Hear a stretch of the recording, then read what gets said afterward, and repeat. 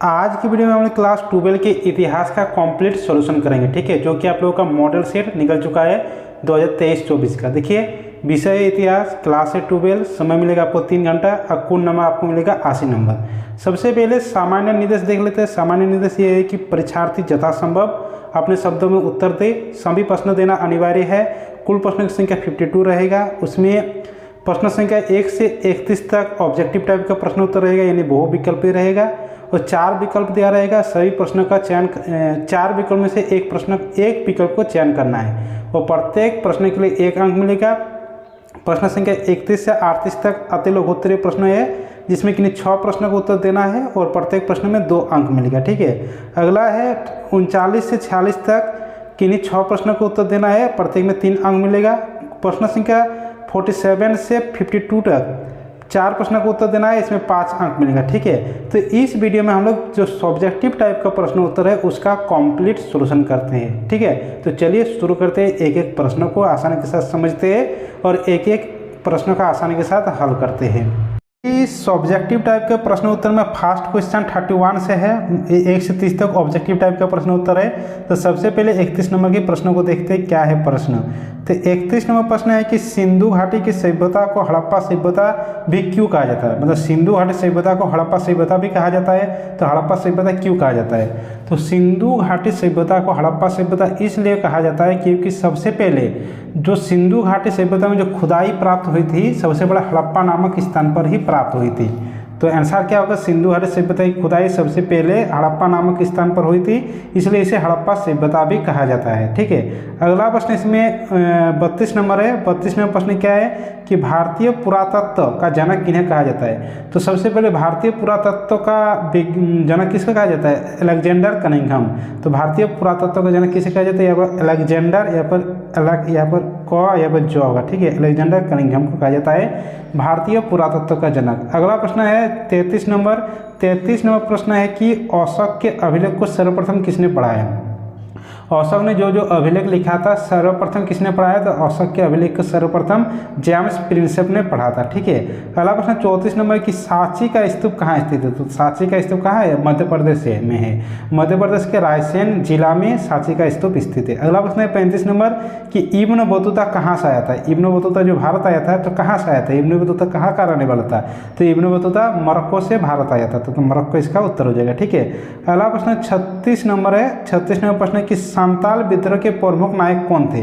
तो संताल विद्रोह के 2 भाई थे प्रमुख नायक, सिद्धू और कान्हू। तो सिद्धू और कान्हू हो जाएगा। अगला प्रश्न 37 नंबर है कि असहयोग आंदोलन का प्रारंभ किसने और कब किया। तो असहयोग आंदोलन कब आता है, 1920 में आया था। 1 अगस्त 1920 में प्रारंभ किसने किया था, महात्मा गांधी ने। तो महात्मा गांधी ने 1 अगस्त 1920 को असहयोग आंदोलन का प्रारंभ किया था। ठीक है, अगला प्रश्न 38 नंबर है। 38 नंबर प्रश्न क्या है कि नालंदा विश्वविद्यालय की स्थापना किसने किया। तो नालंदा विश्वविद्यालय की स्थापना किया था गुप्त शासक ने। गुप्त शासक के कौन, कुमारगुप्त ने नालंदा विश्वविद्यालय की स्थापना किया था। ठीक है, अगला है लघु उत्तरीय प्रश्न, जिसमें आपको 3 नंबर मिलेगा। एक प्रश्न में आपको 3 अंक मिलेगा। ठीक है, और इसमें किन्हीं 6 प्रश्नों को उत्तर देना है। प्रश्न की संख्या 8 रहेगा, लेकिन प्रश्न की संख्या 6 देना है। तो हम तो 8 प्रश्न का हल करवा दिए।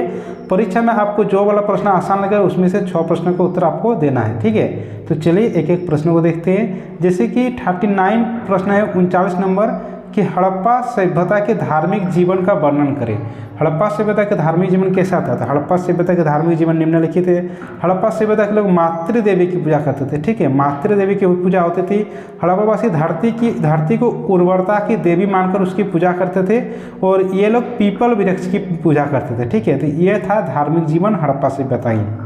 अगला प्रश्न 40 नंबर है। 40 नंबर प्रश्न है कि अभिलेख से आप क्या समझते हैं, इनका क्या मत है। तो अभिलेख किसको कहा जाता है, अभिलेख उसको कहा जाता है जब किसी पत्थर या किसी कठोर चट्टान में मतलब उसको खोद कर कुछ भी लिख देते थे। ठीक है, तो उसको कहा जाता है अभिलेख कहा जाता था। तो पत्थर अथवा धातु जैसे अपेक्षाकृत कठोर सतह पर उत्कीर्ण किए गए पठन सामग्री यानी कुछ लिख दिया जाता था को अभिलेख कहते हैं। इसका आगे कि क्या महत्व है, इसका महत्व क्या है, तो प्राचीन काल से इनका उपयोग हो रहा है, अभिलेख का उपयोग प्राचीन काल से हो रहा है और शासक इसके द्वारा अपने आदेशों को इस तरह उत्पन्न करवाते थे ताकि लोग उन्हें देख सके, पढ़ सके और उसका पालन कर सके। ठीक है, तो ये था अभिलेख का महत्व।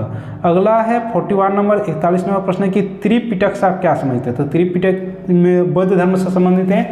तो 3 प्रकार के पिटक थे, उसमें एक धम्म पिटक, एक अभिधम्म पिटक और एक पिटक था, यानी 3 तरह की पिटक था। तो त्रिपिटक बौद्ध धर्म का प्रमुख ग्रंथ है। यह बौद्ध धर्म का प्राचीनतम ग्रंथ था जिसमें भगवान बुद्ध के उपदेश संग्रहित रहते थे। और यह ग्रंथ पाली भाषा में लिखा गया था और विभिन्न भाषाओं में अनुवादित है। ठीक है, अगला है इसी का उत्तर होगा कि इस ग्रंथ में भगवान बुद्ध द्वारा बुद्धत्व एवं बंधुत्व नहीं होगा, बुद्धत्व होगा। ठीक है, बुद्धत्व प्राप्त करने के समय में से महापरिनिर्वाण तक दिए हुए प्रवचनों को संग्रहित किया गया। ठीक है, महापरिनिर्वाण यानी महात्मा बुद्ध की मृत्यु के समय तक। ठीक है, अगला प्रश्न है 42 नंबर प्रश्न है कि अलबरूनी पर एक संक्षिप्त टिप्पणी लिखी। अलबरूनी के बारे में एक संक्षिप्त टिप्पणी लिखने का गया। तो अलबरूनी कौन थे? अलबरूनी चिकित्सा विशेषज्ञ था और भाषाओं पर भी अच्छा अधिकार रखता था। ठीक है, अलबरूनी चिकित्सा विशेषज्ञ था और भाषा पर भी अच्छा अधिकार था। इसके साथ ही वो एक मशहूर गणितज्ञ या फिर गणितज्ञ, भूगोलवेत्ता भी थे, कवि भी थे, रासायन वैज्ञानिक और दार्शनिक भी थे और उन्होंने धरती की त्रिज्या नापने के एक आसान सूत्र भी अलबरूनी ने दिया था। ठीक है, अगला प्रश्न 43 देख लेते हैं। 43 नंबर प्रश्न है कि सगुण भक्ति और निर्गुण भक्ति परंपरा क्या है, बताइए। सगुण भक्ति और निर्गुण भक्ति क्या है? तो सगुण भक्ति में प्रभु के अवतारों को मानता था और निर्गुण भक्ति में ये मानता था कि भगवान कण कण में है, हर जगह है। ठीक है, इसमें कोई उसका रूप नहीं होता है, लेकिन सगुण भक्ति में रूप होता है। तो सगुण भक्ति से अर्थ है कि प्रभु के अवतारों को मानना, जैसे कि राजा दशरथ के पुत्र राम की भक्ति करना। और निर्गुण भक्ति से अर्थ है कौन कौन में व्याप्त प्रभु को मानना, उसका कोई रूप नहीं है, वो जन्म नहीं लेता है। तो सगुण और निर्गुण भक्ति में ये दो अंतर है। ठीक है, अगला प्रश्न 44 नंबर है। 44 नंबर प्रश्न है कि गोपुरम से आप क्या समझते हैं।